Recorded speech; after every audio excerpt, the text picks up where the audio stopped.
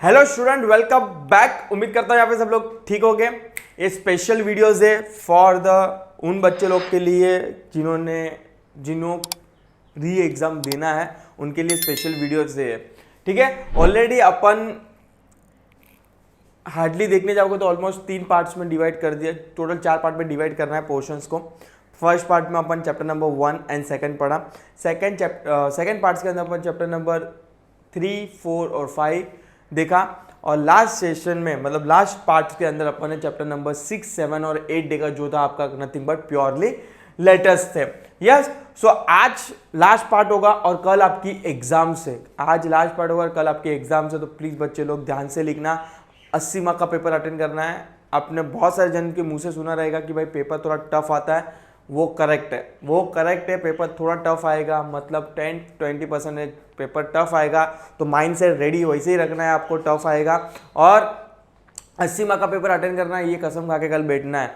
ठीक है, पास हो जाओगे, भरोसा रखो। जो मैं तुम लोग को बोलते जा रहा हूँ, इंपॉर्टेंट क्वेश्चन है, वो खाली क्या करना, हाईलाइट करके रखना। यस, चलो। और जब भी लास्ट सेशन जैसे खत्म होगा, मैं तुम लोग को एक टिप्स दूंगा कि क्या कहते हैं आपको पढ़ना है। पास तो हो ही जाओगे, आपको तो खाली क्रैक करना है आपको अभी। ठीक है, आप लोगों को कोई सा भी रैंक नहीं लाना है अभी। यस, चलो let's start the chapters number 9, 10 और 11, 12 लास्ट सेशन होगा ये। और फटाफट देख के क्या क्या चीजें हैं इसके अंदर और क्या क्या इंपॉर्टेंट क्वेश्चंस है। यस, चैप्टर नंबर 9 कौन सा है आपका? Depository system.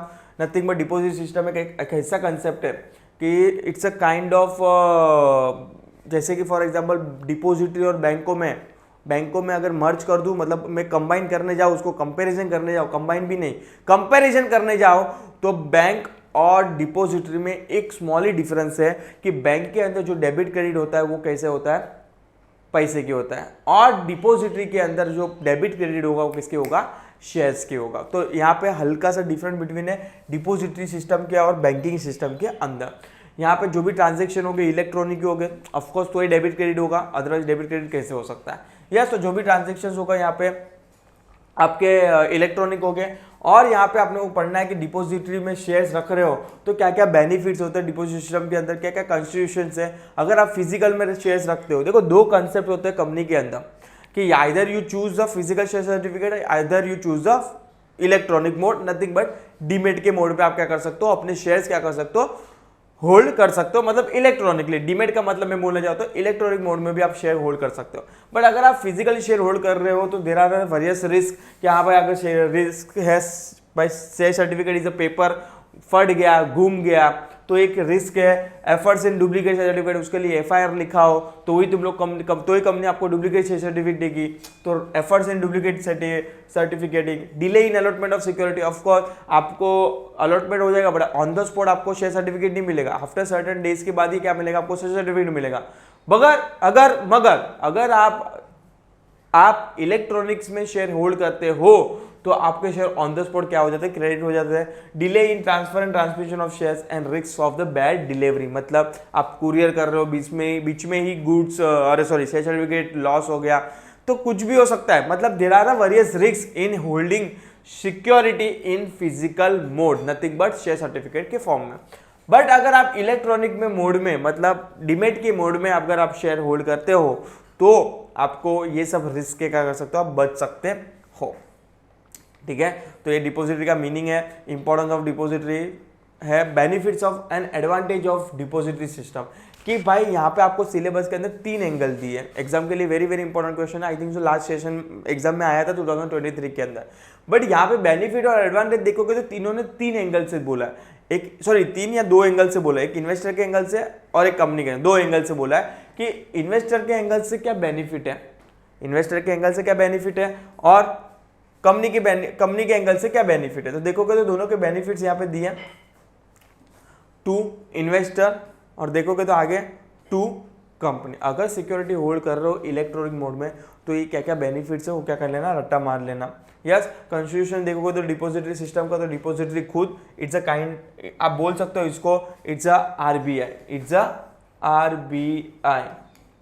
देखो यहाँ पे लिखा ही है मीनिंग में, the depository it is an organisation like a central bank. Central bank का मतलब ही क्या होता है अपना, आरबीआई।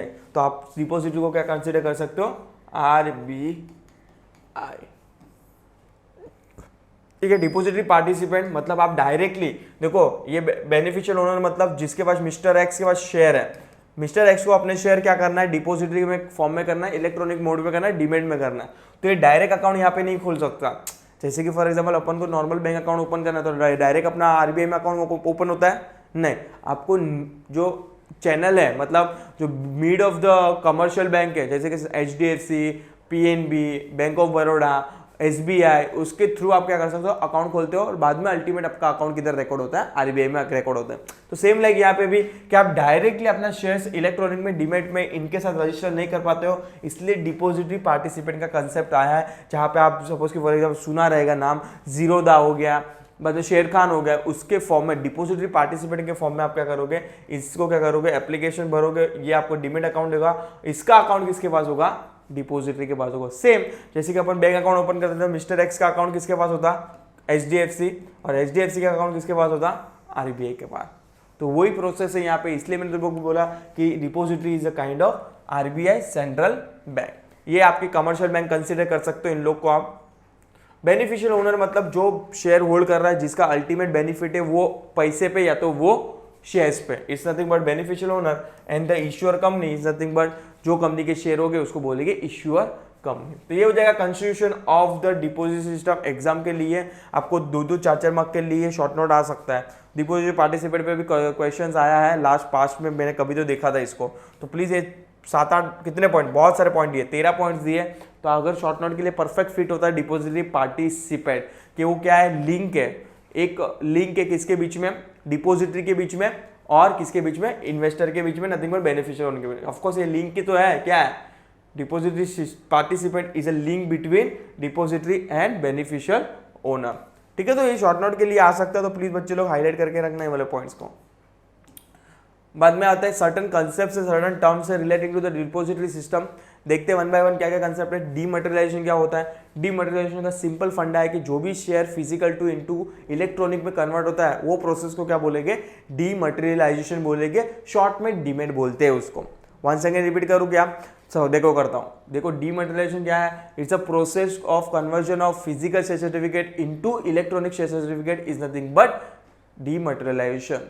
अभी सर रीमटेरियलाइजेशन क्या है, उसका उल्टा कंसेप्ट है कि जो इलेक्ट्रॉनिक में सिक्योरिटी है, जिसका ऑलरेडी डीमेट में सिक्योरिटी है, अगर उसको चाहता है कि नहीं अभी मुझे इलेक्ट्रॉनिक में नहीं, मुझे मेरे वापस से फिजिकल में शेयर सर्टिफिकेट चाहिए, तो वो प्रोसेस को क्या बोलेंगे, रीमटेरियलाइजेशन। मतलब conversion of electronic into physical share certificate is nothing but rematerialisation. Exam के लिए ध्यान रखना मेरे प्यारे भोले बच्चे लोग, इसका डिफरेंस बिटवीन आपको दिया है, तो प्लीज बच्चे लोग रट्टा मार के जाना कुछ ना कुछ डीमटेरियलाइजेशन रीमटेरियलाइजेशन क्वेश्चन आने के चांसेस हैं।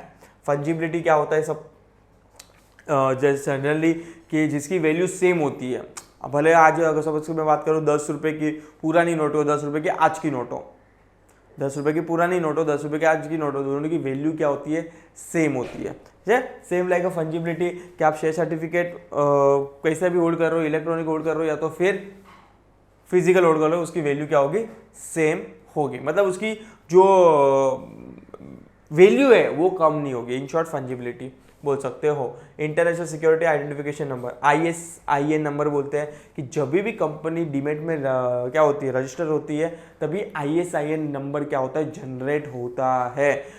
एग्जाम में शॉर्ट नोट के लिए पूछ सकते हैं। ISIN नंबर आई थिंक जो मुझे याद है कोई 12 डिजिट का होता है, किधर लिखा है, किधर है yes, ISIN consisting of 12 digit alpha numerical code. मतलब ये कॉम्बिनेशन होगा आपका न्यूमेरिकल और अल्फ़ाबेटिकल। जैसे अपना पैन कार्ड होता है 10 डिजिट का, उसमें आगे के सर्टेन नंबर्स होते हैं और बाकी के अल्फ़ाबेटिकल होते हैं। सेम लाइक ये 12 डिजिट होगा। ठीक है, तो 3 पार्ट में लोग डिवाइड करेंगे, तो ऑब्जेक्ट उसके लिए ध्यान रखना ISIN। और ISIN क्या होता है कि भाई जब भी कोई भी कंपनी क्या बोल सकते हो डीमेट में रजिस्ट्रेशन करवाती है अपने, उसको एक ISIN नंबर जनरेट होता है, उस फुल फॉर्म है उसका इंटरनेशनल सिक्योरिटी आइडेंटिफिकेशन नंबर। आगे बढ़ेंगे सर। हाँ, अभी ये फंक्शंस ऑफ डिपॉजिट सिस्टम, भाई ये बहुत बड़ा क्वेश्चन है। मतलब ये लोग पूरा क्वेश्चन नहीं पूछ सकते क्योंकि इसके अंदर भी सर्टन पार्ट्स है, 4 पार्ट या 5 पार्ट में इन लोग ने क्वेश्चन को समझा है कि फंक्शंस कैसा मतलब कैसे रन करता है, फंक्शन का मतलब कैसा कैसा डिपॉजिटरी रन करेगा डिफरेंट सिनेरियो में। जैसे कि for example in case of the conversion of physical certificate into the electronics dematerialisation process, अगर मुझे physical share security into demat में करना है तो क्या फंक्शंस हो गए, क्या प्रोसेस होगी, इन शॉर्ट फंक्शन का मतलब क्या प्रोसेस होगी। तो देयर इज अ 7 पॉइंट में लोग ने एक्सप्लेन किया है कि आपको देखो क्या लिखा है। फर्स्ट इन्वेस्टर सबमिटेड डीआरएफ मतलब डीमटेरियलाइज्ड रिक्वेस्ट फॉर्म बोलते हैं इसको, फुल फॉर्म क्या होता है, डीमटेरियलाइजेशन रिक्वेस्ट फॉर्म। ये क्या करेगा, triplicate and certificate to the DP मतलब उसका जो डीपी है जहाँ पे उसने अकाउंट ओपन किया है उसको सबमिट करेगा कौन, इन्वेस्टर। इन्वेस्टर का मतलब होता है यहाँ पे बेनिफिशियल ओनर। यस, बाद में DP enter the demat request in the system and send it to the depository. वो क्या करेगा, डिपोजिटरी को देगा, मतलब उसके आगे आरबीआई बोल सकते हो यहाँ पे। नेक्स्ट है DP display the physical certificate and copy of the DRF to the issuer. ये इश्यूअर को भी देगा। इश्यूअर मतलब यहाँ पे कौन, कंपनी को भी पता होना चाहिए ना कि भाई इसका कन्वर्जन प्रोसेस स्टार्ट हुआ है। The issuer verifies and confirm to the DP about the demating of the security. Of course issuer company confirm करेगी हाँ भाई ये शेयर मिस्टर एक्स के नाम पे बराबर है, आप प्रोसेस कर सकते हो। The depository record the request in the system and forward it to the issuer. Depository अपने रिकॉर्ड में क्या करेगी, रिकॉर्ड करेगी और इश्यूअर को भी देगी। मतलब डीपी एंड डिपोजिटरी दोनों इश्यूअर कंपनी को दोनों को इंटीमेट करे कि depository credit the demat security to the beneficial account मतलब demat account of the investor, depository intimate the DP. और एक बार डिपोजिटरी डीमेट कर देगी तो वो किसको बताएगी, अपनी commercial bank nothing but depository participant. और डिपोजिटरी पार्टिसिपेंट क्या कर देगा, स्टेटमेंट दे देगा किसको, इन्वेस्टर को। मतलब जहां से शुरू हुई थी इन्वेस्टर से, वहां से क्या हो रही है, खत्म हो रही है इन्वेस्टर पे गेम। समझ आ रहा है, बहुत बेसिक क्या है प्रोसेस है, बट हाँ आने के चांसेस है। कोई यहाँ पे गारंटी नहीं ले सकता अभी, क्योंकि this are the re exam. कोई गारंटी नहीं ले सकता कि आपको मैं बोल सकता हूँ कि ये आप चाहो तो ऑप्शन में, हाँ सर्टन क्वेश्चन है जैसे कि अपन सेकंड चैप्टर में देखा, सेकंड या थर्ड चैप्टर में, जहाँ पे रिलेवेंस नहीं है इसलिए मैंने तुम लोग को इग्नोर मारने बोला। बट यहाँ पे सब चीजें आपको क्या है, इंपॉर्टेंट है, तो कोई भी चीज आपको इग्नोर नहीं मारनी है। तो फंक्शन आपके लिए हिसाब से देख लेना फटाफट ऊपर से। यस, डिपोजिटरी देखोगे तो इन इंडिया 2 डिपोजिटरी है, एक तो है NSDL और एक है CDSL। तो यहाँ पे इनका भी दिया है एग्जाम में, मैं तुम लोग को बोला था डीमटेरियलाइजेशन एंड रीमटेरियलाइजेशन प्लीज करके जाना। अगर सपोज कि फॉर एग्जांपल डिफरेंट बिटवीन के फॉर्म में नहीं आता तो शॉर्ट नोट भी पूछ लेंगे उन लोग डीमटेरियलाइजेशन पे, तो प्लीज ये करके जाना है, आपको स्किप नहीं करना। बाद में आया था चैप्टर नंबर 10 पे, जो लिखा है आपको किसके बारे में, चैप्टर नंबर 10 है डिविडेंड एंड इंटरेस्ट के बारे में। चैप्टर नंबर 10 किसका है, डिविडेंड एंड इंटरेस्ट के बारे में। Dividend you know very well कि डिविडेंड किसको मिलता है, शेयर होल्डर को मिलता है, और इंटरेस्ट किसको मिलेगा, जिससे लोन लिया है। मतलब जिसका ओन कैपिटल है, खुद का कैपिटल, उसके बदले में जो रिटर्न देंगे उसको बोलेंगे डिविडेंड, और जो बोरोड कैपिटल वाला कैपिटल है कंपनी के अंदर उसके ऊपर आप जो पे कर रहे हो उसको बोलेंगे इंटरेस्ट। डिविडेंड और इंटरेस्ट में वंस अगेन बेसिक डिफरेंस यही है कि डिविडेंड जब भी कंपनी को प्रॉफिट होगा तभी देना है, बट इंटरेस्ट आपको प्रॉफिट हो या ना हो, कंपनी को बोरोवर को बैंक को कोई लेना देना नहीं है, उसको तो उसका इंटरेस्ट मिलना चाहिए, उसको आपकी प्रॉफिट से कोई लेना देना नहीं है। ठीक है, तो these are the basic difference between dividend and interest. Dividend और इंटरेस्ट करके जाना, फीचर्स ऑफ डिविडेंड आने के चांसेस है, क्योंकि उसके अंदर 12 से 13 पॉइंट लिखे हैं, 14 पॉइंट लिखे हैं, तो एग्जाम के लिए वेरी वेरी इंपॉर्टेंट क्वेश्चन होगा डिविडेंड पे। अगर बेसिक गूगली बोल डालना है उन लोगों को तो डिविडेंड पे क्वेश्चन आने के चांसेस है, और बहुत बार पूछा भी है इन लोग ने। तो डिविडेंड क्या होता है मैं तुमको ऑलरेडी बता दिया है। उसके फीचर्स ऑफ डिविडेंड क्या है, कंपनी किसको पे करती है, अपने शेयर होल्डर को पे करती है, out of the profit of the company पे करेगी। ऑफ कोर्स कंपनी अपने जेब से तो पैसा डालेगी नहीं, प्रॉफिट में से डिविडेंड पे करेगी। डिविडेंड इज अनकंडीशनल पेमेंट, कोई कंडीशन होगी नहीं। मतलब आप शेयर होल्डर को, कंपनी शेयर होल्डर को बोलेगी तू ये कर तो मैं तुझे डिविडेंड दूंगा, ऐसा कोई फंडा होगा नहीं। Company can pay the dividend only to the share holder, that is equity shareholder payment preference shareholder, मालूम है वो। If the company has issue equity share with the differential right as to dividend, the term of the issue of the such share will be govern right of the shareholder about receiving the dividend। अगर आपको मालूम है कि equity share 2 type के होते हैं, जैसे कि अपन ने सेकंड चैप्टर में देखा था, equity share with the normal voting right and equity share with the differential voting right. अगर आपको डिफरेंशियल वोटिंग राइट वाली इक्विटी है कंपनी के अंदर तो उसके टर्म्स देखने पड़ेंगे कि वेदर कंपनी उसको डिविडेंड दे सकती है कि नहीं, उसके पास राइट्स है कि नहीं है। Dividend can not be declare out of the capital, highlight कर लो, हाईलाइट करो ये वाला पॉइंट।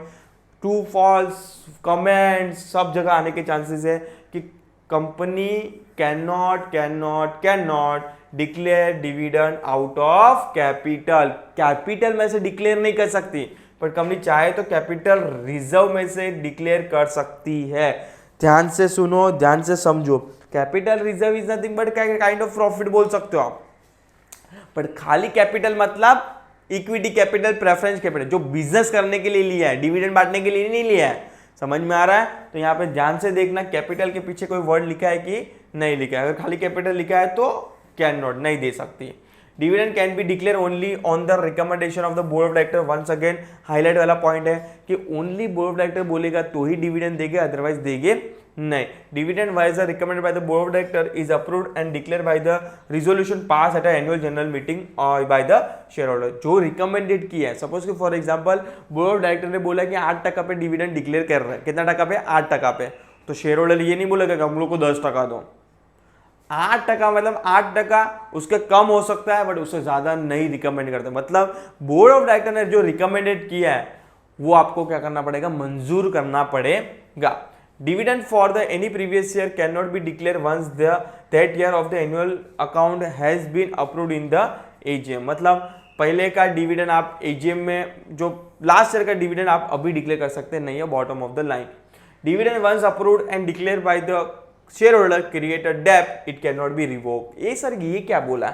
मतलब एक बार डिविडेंड अगर बोर्ड ऑफ डायरेक्टर ने बोला, शेयर होल्डर ने उसको अप्रूव भी कर दिया, एक बार अप्रूव करने के बाद बोर्ड ऑफ डायरेक्टर ये नहीं बोल सकता कि अभी हम लोग को नहीं देना है, मतलब वो डेब्ट हो जाएगा, देना ही पड़ेगा। क्या बोला है? Dividend once approved and declare by the share holder create a डेब्ट, मतलब वो कंपनी के लिए लायबिलिटीज हो जाएगी, पे करना पड़ेगा। आप रिवोक कर सकते नहीं हो, अपना डिसीजन वापस ले सकते नहीं हो। Dividend including interim dividend, dividend must be paid in cash और नॉट इन काइंड। देखो ये भी हाईलाइट करने वाला पॉइंट है। डिविडेंड पे इन कैश, मतलब आप बोलो कि डिविडेंड दे रहा हूं मैं तेरे को डिविडेंड के बदले में एलसीडी दे देता हूं, चलेगा नहीं। काइंड में नहीं चलेगा, कैश में, रोकड़ा में ही चलेगा बॉस। समझ में आ रहा है? Dividend is to be paid on the paid up value of the share. ये भी याद रखो, पेड अप वैल्यू पे मिलेगा। सपोज कि फॉर एग्जांपल कंपनी के अंदर 2 शेयर होल्डर है, एक है मिस्टर एक्स, एक है मिस्टर वाई। मिस्टर एक्स से फेस वैल्यू 10 रुपये थी, उससे 10 रुपया पे किया, बट मिस्टर वाई ने 10 रुपये की जगह 4 रुपया ही पे किया, तो डिविडेंड पेड अप पे मिलेगा। मतलब उसके जो पेड अप वैल्यू होगा उसके रेशियो के हिसाब से मिलेगा, अदरवाइज वो मिस्टर एक्स के हिसाब से ना इंसाफी हो जाएगी ना, अगर दोनों को सेम डिविडेंड मिला तो।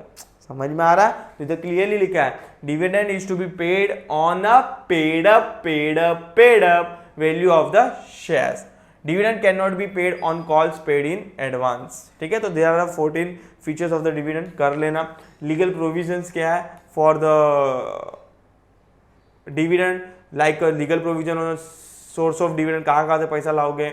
Legal provision for the declaration of dividend, और एक प्रोसेस थी आई थिंक सो, हाँ, legal provision for the payment of dividend. ध्यान से देखना एग्जाम में क्या क्वेश्चन पूछ रहा है, सोर्स वाला पूछ रहा है, डिक्लेयर वाला पूछ रहा है कि पेमेंट वाला पूछ रहा है। तीनों की प्रोविजन अलग अलग है, तो प्लीज बच्चे लोग हाईलाइट करके रखना है सब चीजें। यस, एग्जाम में very very important question for the unpaid and unclaimed dividend. Unpaid and unclaimed dividend क्या होता है? देखो एक्ट क्या बोलता है, एक्ट क्या बोलता है कि अगर आपने डिविडेंड डिक्लेयर किया तो विद इन 30 डेज में आपको क्या कर देना है? पेमेंट कर देना है। ध्यान से सुनना, बहुत शॉर्ट में तुम लोगों को समझा रहा हूँ, बिकॉज ऑफ द अपने पास टाइम नहीं है। विद इन 30 डेज में आपको डिविडेंड पे करना है। अगर सपोज कि विद इन 30 डेज में पे नहीं कर पाई कंपनी, या तो शेयर होल्डर ने लिया नहीं, दोनों केस हो सकता है कि कंपनी ने डिक्लेयर किया, पेमेंट करने गए, पर उसके वजह से वापस से चेक आ गया, दोनों सिनेरियो हो सकता है।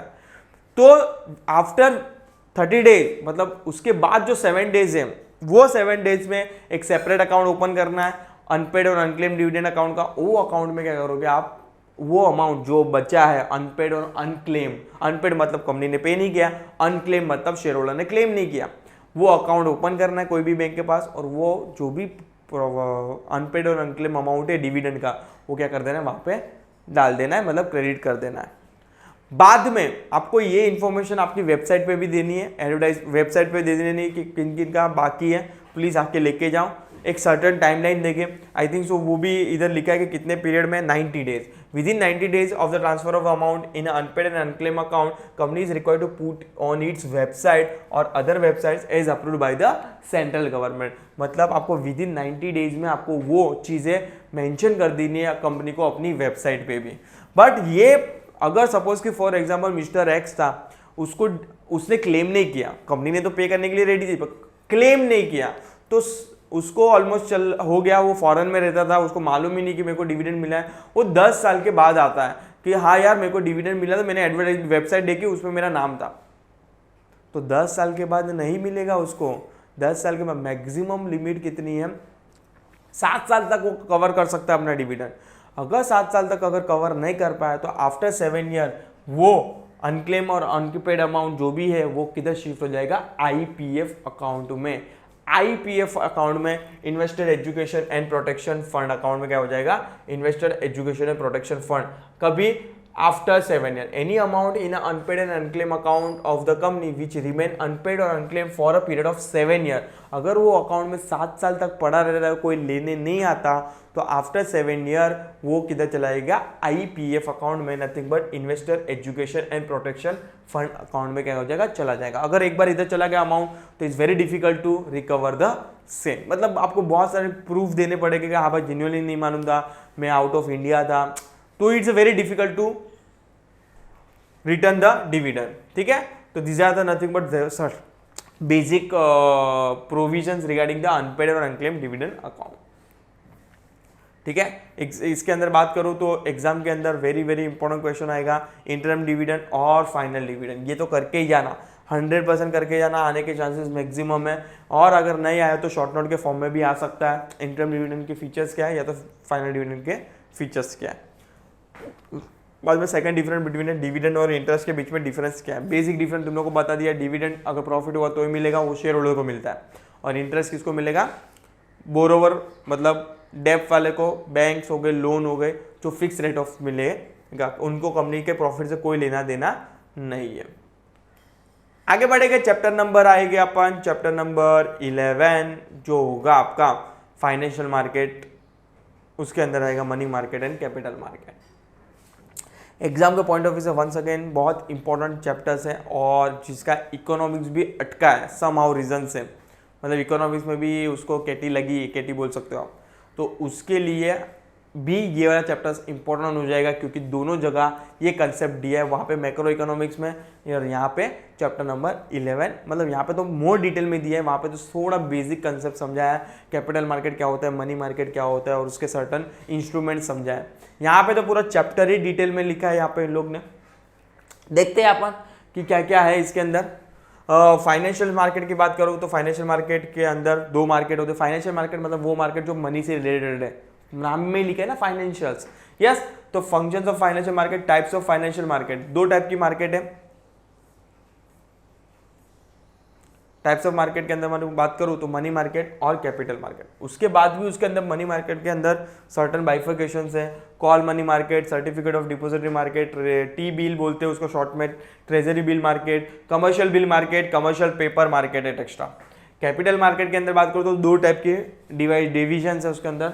1 डिवीजन है गवर्नमेंट सिक्योरिटी मार्केट, और उसको ऑल्टरनेट टर्म में बोल सकते हो, ऑब्जेक्टिव्स के लिए ध्यान रखना, गिल्ट एज मार्केट, 1 वर्ड के लिए भी आ सकता है। अगर मैं इंडस्ट्रियल सेक्टर की बात करूं, कॉर्पोरेट सेक्टर की बात करूं, तो उसके अंदर प्राइमरी मार्केट और सेकेंडरी मार्केट कवर्ड होता है। ठीक है, तो प्राइमरी मार्केट और सेकेंडरी मार्केट, पहले तो मैं बात करते हैं ऊपर से मनी मार्केट, मतलब वो मार्केट जहाँ पे शॉर्ट टर्म, पहले तो मैं तुमको बेसिक समझा देता हूँ कि what are the basic difference between money market and capital market. Money market मतलब वो मार्केट जहाँ पे शॉर्ट टर्म मतलब अप टू 1 ईयर, ध्यान से सुनना, short term up to 1 year तक की फाइनेंशियल, ये तो फाइनेंशियल इंस्ट्रूमेंट की डील होती है, बाइंग एंड सेलिंग बोल सकते हो आप, उसको कौन सा मार्केट बोलेंगे, मनी मार्केट बोलेंगे।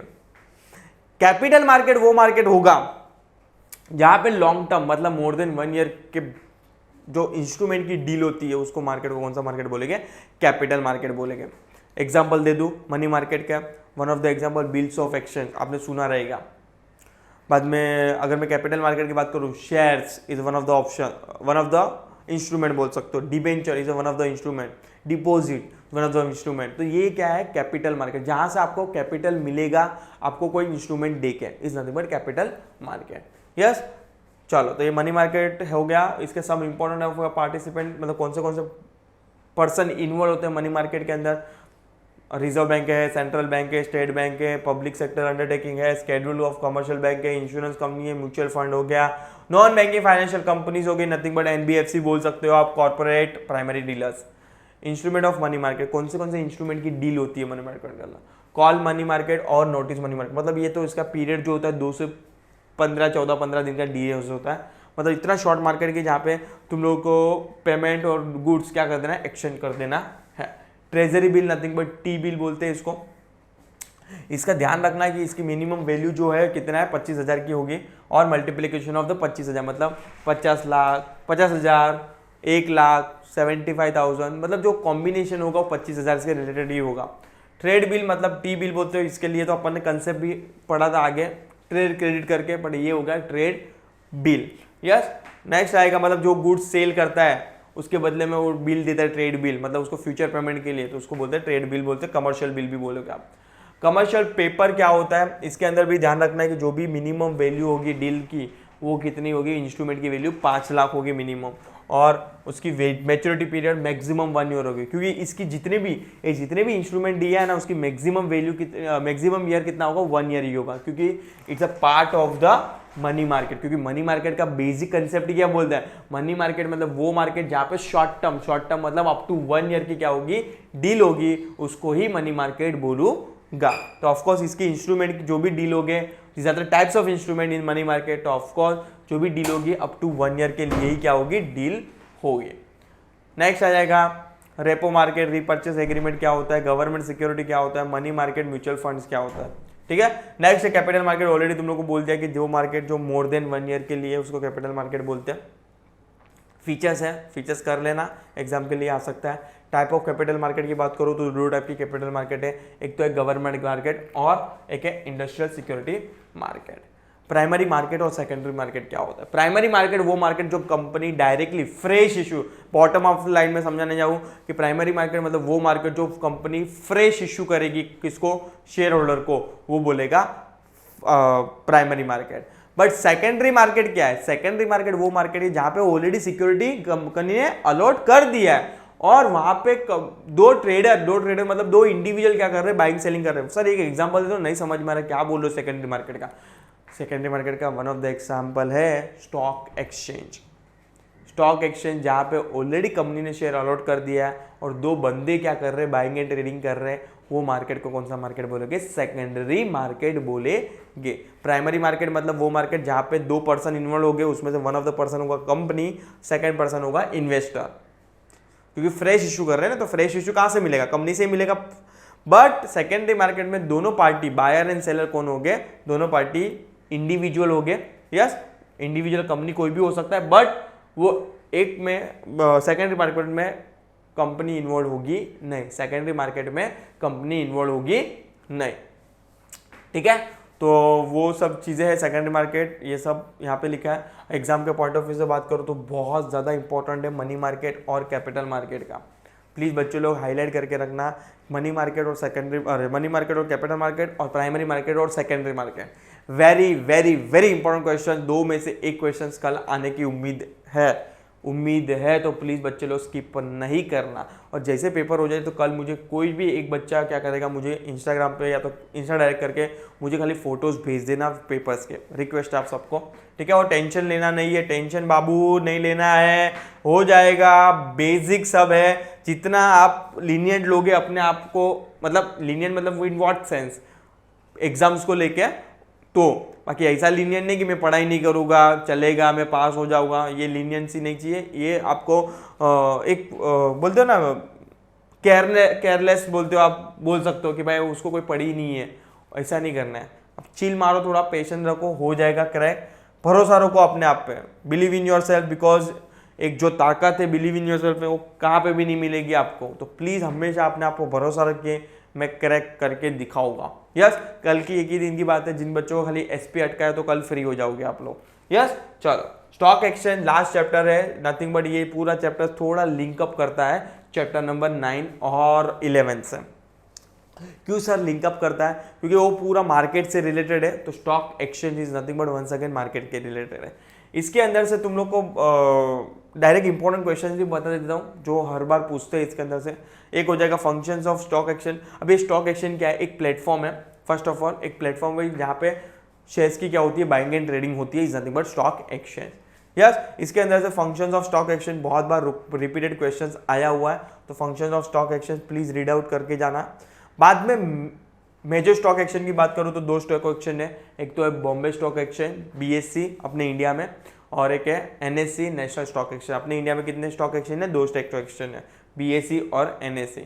इंपॉर्टेंट टर्म और related to the stock exchange, मतलब सर्टन टर्म्स दिए, ब्रोकर क्या होता है, जोबर क्या होता है, बुल क्या होता है, बेयर क्या होता है, स्टैग क्या होता है, लैमडक क्या होता है, वॉल्स क्या होता है, सेटलमेंट क्या होता है, contract note, trading ring, insider trading, day trading, और Sensex, Nifty, rally, crash, market capitalisation and stop loss.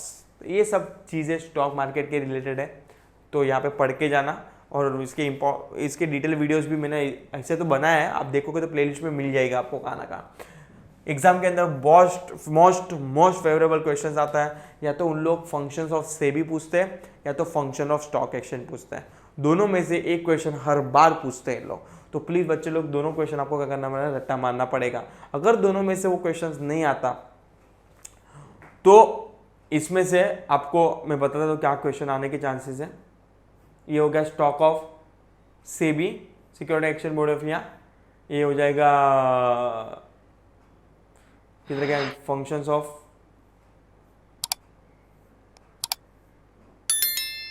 Stock exchange. ये 2 क्वेश्चन अगर नहीं आ रहा है तो उन लोग इस बार पूछने के चांसेस दे सकते हैं, जो होगा आपका ये डिस्टिंग्विश बिटवीन, जो जोबर एंड ब्रोकर पे दिया है इन लोग ने, तो आने के चांसेस है। तो अगर ये 2 क्वेश्चन नहीं पूछा, मेरे हिसाब से ये 2 क्वेश्चन पूछने चाहिए, दोनों बहुत ज़्यादा इंपॉर्टेंट है, functions of SEBI and function of stock exchange. अगर नहीं पूछ रहे तो डिस्टिंग्विश बिटवीन पे लोग फोकस कर सकते हैं क्वेश्चन के अंदर। तो प्लीज़ बच्चे लोग करके जाना है, टेंशन नहीं लेना है। और हाँ, ऑलरेडी बहुत सारा मटेरियल मैंने तुम लोग को यहाँ पे दे दिया है इंपॉर्टेंट क्वेश्चंस के रिलेटेड। पढ़ना सभी है, आपको कुछ स्किप नहीं करना है, जो स्किप करना था ऑलरेडी तुम लोग को बता दिया, बाकी पढ़ना सभी है। कुछ भी डाउट हो अभी भी बिंदास कमेंट सेक्शन में डाल देना, कल तक का टाइम है अपने पास। जो भी आपके डाउट डिफिकल्टी में क्या करूँगा, शॉर्ट आउट किया जाएगा। यस, तो उम्मीद करता हूँ यहाँ पे आपको समझ में आएगा। और जाते जाते once again all the very best, chill मारो, हो जाएगा, बिलीव इन योरसेल्फ। मेरा तो हमेशा मेन मोटो यही रहा है कि खुद पे भरोसा रखो, हो जाएगा। यस, चलो तो आराम से लिखना पेपर और फाड़ के आना है पेपर इस बार, ठीक है। चलो मिलते हैं नेक्स्ट सेशन के लिए, टिल टाइम प्लीज चैनल के लिए अपडेट रहिए। Thank you so much.